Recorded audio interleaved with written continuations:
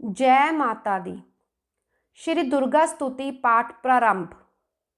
पहला अध्याय, भगवती की महिमा तथा मधु कैटभ वध। श्री मार्कंडे जी ने कहा कि सुवर्णी नामक सूर्य देव के पुत्र 8वें मनु कहाए हैं। मैं उनकी उत्पत्ति विस्तार पूर्वक सुनाता हूँ, सो अब तुम ध्यान से सुनो। वे रवि की छाया से उत्पन्न पुत्र, महाभाग्यशाली, सुवर्णी आदि ज्योति की कृपा से मनवंतरों का स्वामी जिस प्रकार हुआ, सो ध्यान पूर्वक मन लगाकर सुनो। पहले स्वारोचिष मनवंत्र के चैत्र वंश में उत्पन्न सुरथ नाम का राजा था, जिसका समस्त भूलोक पर राज्य था। वह प्रजा का अपने पुत्रों की भांति धर्म पूर्वक पालन करता था। राजा सुरथ की राजधानी कोला नगरी थी। उस समय अनेक राजा उनका अनिष्ट करने पर तुले हुए थे। दुष्टों को कठिन दंड देने के अभिप्राय से राजा सुरथ का विंध्यवासियों से घोर युद्ध हुआ और उन सबके पास युद्ध की सामग्री ना होते हुए भी राजा सुरथ को पराजय का मुख देखना पड़ा। तत्पश्चात राजा सुरथ लौटकर अपने नगर में आ गए और वे केवल अपने देश मात्र के लिए ही स्वामी रह गए, परंतु वहां भी वे शत्रुओं द्वारा घेर लिए गए। अब तो नगर में भी वे विवश हो गए, क्योंकि उनके ही दुष्ट मंत्रियों द्वारा दुर्बल राजा सुरथ का कोष, सेना आदि धोखे से अपने अधिकार में कर लिए गए। इस प्रकार स्वामित्व छिन जाने पर राजा सुरथ शिकार के बहाने से अकेले घोड़े पर सवार होकर सघन वन में जा पहुँचे। उसी वन में सर्वश्रेष्ठ श्री मेधा ऋषि का आश्रम अत्यंत शांत और रमणीक था। वहाँ अनेक प्रकार के पशु पक्षी, हरिण और ऋषि कुमारों के वातावरण से वे बहुत सुहावना नजर आता था। राजा सुरथ के वहाँ पहुँचने पर मेधा ऋषि ने उनका बहुत सत्कार किया। मुनि द्वारा सत्कार पाकर राजा सुरथ वहाँ आश्रम में कुछ दिन के लिए ठहर गए। एक दिन राजा सुरथ को अपने देश और राज्य का मोह आ गया और सोचने लगा कि जो नगर मेरे पूर्वजों द्वारा पालित था वह मुझसे रहित हो गया। मैं नहीं जानता कि वे दुष्ट दुराचारी मेरे मंत्री आदि नौकर मेरी प्रजा के साथ कैसा व्यवहार करते होंगे, और ये भी नहीं मालूम कि सदैव मस्त और मतवाला रहने वाला मेरा हाथी, जो शूरवीर और प्रमुख था, आज शत्रुओं के वश में हो जाने पर कैसे रहता होगा। धन की प्राप्ति को जो लोग मेरे पीछे पीछे रहा करते थे, आज शत्रुओं के अधीन ना जाने कैसे कैसे कष्ट पाते होंगे, और हमने अत्यंत कष्टों से जो धन एकत्रित किया था उसे वे दुष्ट लोग नष्ट करते होंगे। इस प्रकार राजा सुरथ अनेक बातें याद करते हुए चिंताओं के सागर में डूब रहे थे। एक दिन उन्होंने वहां मेधा ऋषि के आश्रम के निकट एक वैश्य को देखा, जो राजा की भांति ही शोक सागर में डूबा हुआ था। राजा सुरथ ने उनसे पूछा कि हे भाई, तुम कौन हो और यहाँ इस सघन वन में किस लिए आए हो? अपने शोक और चिंता का कारण बताओ, मैं सुनना चाहता हूँ। राजा के इस प्रकार प्रेम भरे वचन सुनकर वह वैश्य नम्रतापूर्वक बोला, हे राजन, मैं वनिक पुत्र हूँ और मेरा नाम समाधि है। मेरा जन्म धनाढ्य घराने में हुआ है। मेरे बेशुमार धन को देखकर धन के लोभी मेरे स्त्री पुत्रों ने मुझे निर्दयतापूर्वक घर से निकाल दिया है। अतः मैं अपने इष्ट मित्रों आदि से वहीन शोकातुर होकर निकल आया हूँ। इस समय वे सब कैसे होंगे, दुखी होंगे या सुखी, बस उन्हीं की चिंता में व्याकुल हूँ। समाधि वैश्य की ये बात सुनकर राजा सुरथ बोले कि हे समाधि, जिस धन के लोभी पुत्रों ने तुम्हें घर से निकाल दिया, आश्चर्य है कि फिर भी तुम्हारे चित्त में उनके प्रति इतना स्नेह बंधन क्यों है। समाधि बोला कि महाराज, आप सत्य कहते हैं, परंतु क्या करूं, 1000 प्रयत्न करने पर भी उनका ख्याल भुलाया नहीं जाता। जिन स्वजनों ने मेरे साथ कठोर व्यवहार किया, फिर भी मेरी आत्मा उनके लिए इतनी बेचैन है। ये मैं स्वयं नहीं समझता कि ऐसा क्यों हो रहा है। ऐसे दुष्ट और विरोधी गुण वाले उन दोषी बंधुओं की ओर मेरा मन क्यों खिंचा जा रहा है। हे राजन, उन सबके गम में मैं सांसें मारता हूँ और उन्हीं सबकी चिंता मुझे रह रह कर सताई जा रही है। ना जाने उन प्रेमहीन कुटुंबियों की ओर से मेरा मन क्यों कठोर नहीं होता।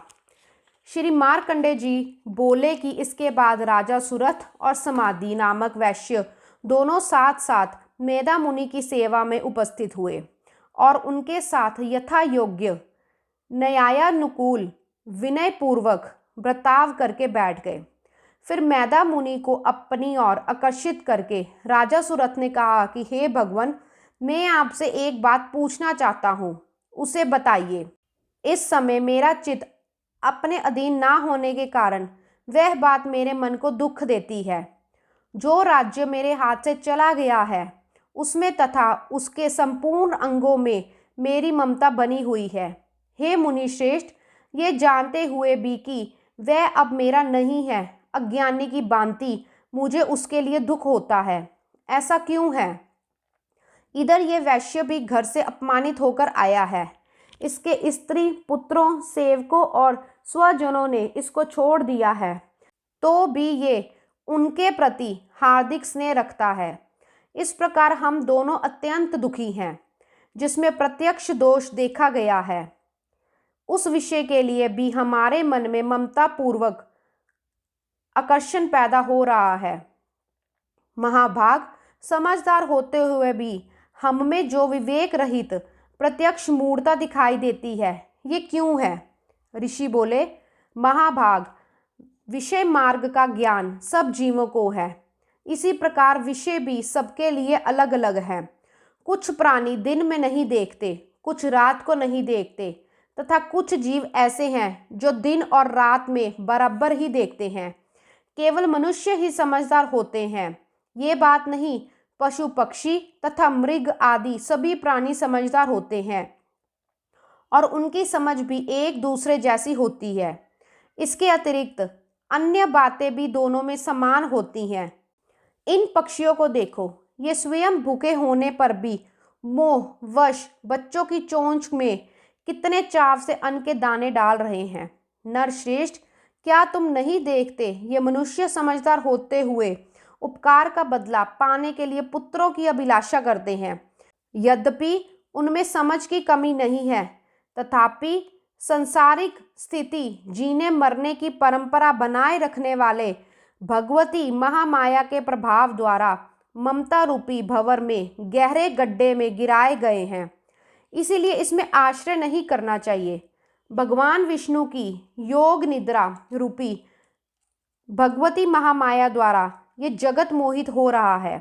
वे भगवती महामाया देवी ज्ञानियों के भी चित्त को बलपूर्वक खींचकर मोह में डाल देती है। वे ही इस संपूर्ण जगत की उत्पत्ति करती है तथा प्रसन्न होने पर मनुष्यों को मुक्ति के लिए वरदान देती है। वे ही पराविद्या, संसार बंधन और मोह का कारण सनातनी देवी, संपूर्ण ईश्वरों की भी अधीश्वरी है। मेधा ऋषि की ये बात सुनकर राजा सुरथ ने पूछा, भगवान, ये देवी कौन है जिन्हें आप महामाया बताते हैं? ब्रह्मावेताओं में श्रेष्ठ हैं। हे महर्षवे, उन देवी की उत्पत्ति, प्रभाव, चरित्र तथा स्वरूप मैं आपके मुख से सुनना चाहता हूँ। ऋषि बोले, राजन, वह देवी नित्य स्वरूपा है।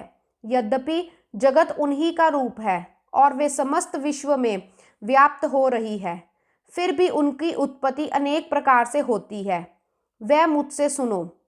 यद्यपि वे नित्य और अजन्मा है, तथापि जब देवताओं का कार्य सिद्ध करने के लिए प्रकट होती है, उस समय लोक में उत्पन्न हुई कहलाती है। कल्प के अंत में जब समस्त संसार जलमय था और एकमात्र विष्णु भगवान शेष नाग की शैया पर योग निद्रा में सो रहे थे, उस समय उनके कानों की मैल से मधु और कैटप नामक दो भयंकर असुर उत्पन्न हुए। वे दोनों ब्रह्मा जी का वध करने के लिए तैयार हो गए। भगवान विष्णु की नाभि कमल में विराजमान प्रजापति ब्रह्मा जी ने उन भयानक असुरों को अपने पास आया और भगवान को सोया हुआ देख तो वे एकाग्रचित होकर भगवान विष्णु को जगाने के लिए उनके नेत्रों में निवास करने वाले योग निद्रा जो विश्व की अधीश्वरी, जगत को धारण करने वाली, संसार का पालन और संहार करने वाली तेज स्वरूप भगवान विष्णु की अनुपम शक्ति भगवती निद्रा देवी है की स्तुति करने लगे। ब्रह्मा जी ने कहा, हे देवी, तुम ही स्वाहा, स्वधा और वष्टकार हो। स्वर भी तुम्हारे ही स्वरूप है। तुम ही जीवन दायिनी अमृत हो।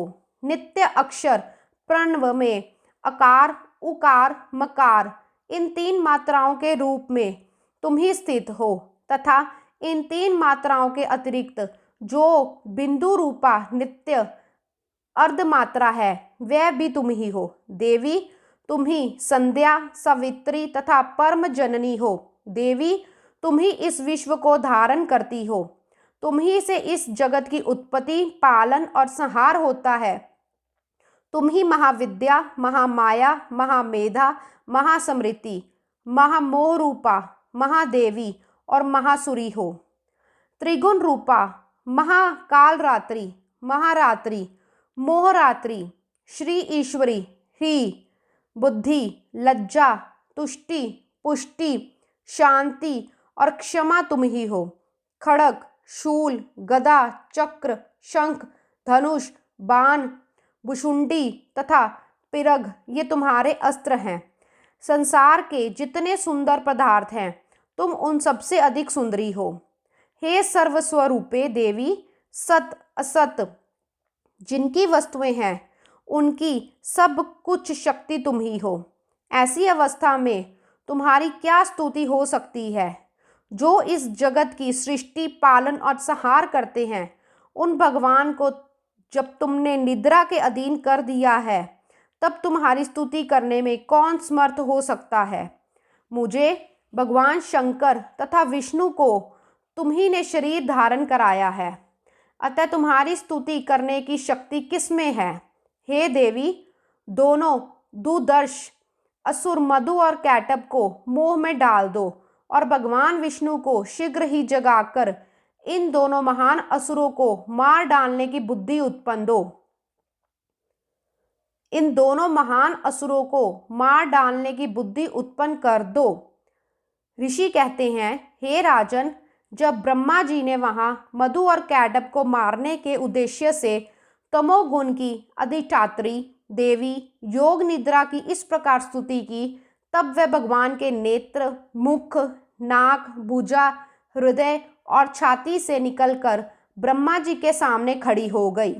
योग निद्रा से मुक्त होते ही जगत के स्वामी भगवान जनार्दन शेषशैया से उठ खड़े हुए। उठते ही प्रभु की दृष्टि मधु और कैटब पर गई, जो कि अत्यंत बलवान और पराक्रमी थे और क्रोध से लाल आंखें किए ब्रह्मा जी को खा जाने का उद्योग कर रहे थे। तब भगवान श्री हरि ने उठकर उन दोनों के साथ 5000 वर्ष तक केवल बाहु युद्ध किया। वे दोनों अत्यंत बल के कारण उन्मत्त हो रहे थे, मगर महामाया ने उन्हें मोह में डाल दिया था। इस प्रकार विष्णु से कहने लगे कि तुम्हारी वीरता से संतुष्ट हैं, इसीलिए तुम हम लोगों से कोई वरदान मांगो। ये सुनकर भगवान बोले, यदि तुम दोनों मुझ पर प्रसन्न हो तो अब मेरे हाथ से मारे जाओ, बस इतना ही मैंने वर मांगा है। मेधा ऋषि कहते हैं, इस प्रकार ठगे जाने पर उन्होंने चारों ओर जल ही जल देखकर भगवान से कहा कि जहाँ पृथ्वी जल में डूबी ना हो, जहाँ सूखा स्थान ना हो, वहीं हमें मार सकते हो। इतना सुनते ही तथात्सु कहकर शंख, चक्र और गदा धारण करने वाले भगवान ने इन दोनों के मस्तक अपनी जंघा पर रखकर चक्र से काट दिए। इस प्रकार ये महामाया देवी ब्रह्मा जी द्वारा स्तुति किए जाने पर स्वयं प्रकट हुई थी। अब मैं पुनः उनके प्रभाव का वर्णन करता हूँ, ध्यान पूर्वक सुनो। इस प्रकार मधु कैटब वध नामक पहला अध्याय पूर्ण हुआ। जय माता दी।